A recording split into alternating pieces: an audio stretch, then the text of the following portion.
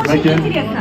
Во-первых, сколько лет песни «Ой, женьги, миллион», вот эта вот песня, сколько ей лет? 23 года. 23 года! Давайте поаплодируем, это наш хит, наш Тарихы бар павлодарский хит.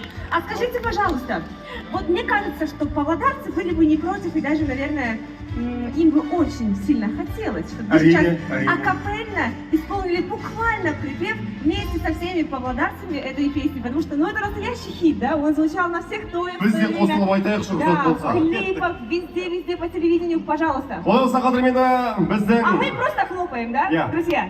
Давайте. Сен отырсың қараңғы түнде, жүрмін ғой бұлбұл құстай сайрап. Ой, жеңгем үйлен ой, жеңгем үйлен ой, жеңгем үйлен маған.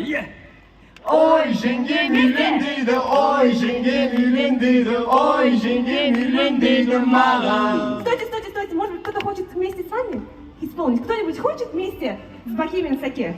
Кто знает слова этой песни? Пойдемте, давайте вместе. Вы начинаете, а вы подхватываете. Буквально вот самую такую кульминацию песни.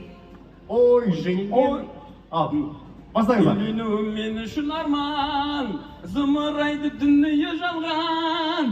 Бұл өмірден бойда өтімде, Шапалақтарыңыз. аюдан әлім ғой салған. Ой, жеңгем үйленбейді, ой, жеңгем үйленбейді, ой, жеңгем үйленбейді маған.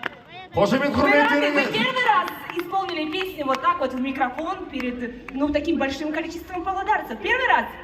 Нет, не первый раз. А, не первый, вы уже, наверное, профессионал, да, в своем деле? Хорошо, друзья, ну, давайте просто проведем павлодарских легенд сейчас бурными аплодисментами Бохемиан Саке!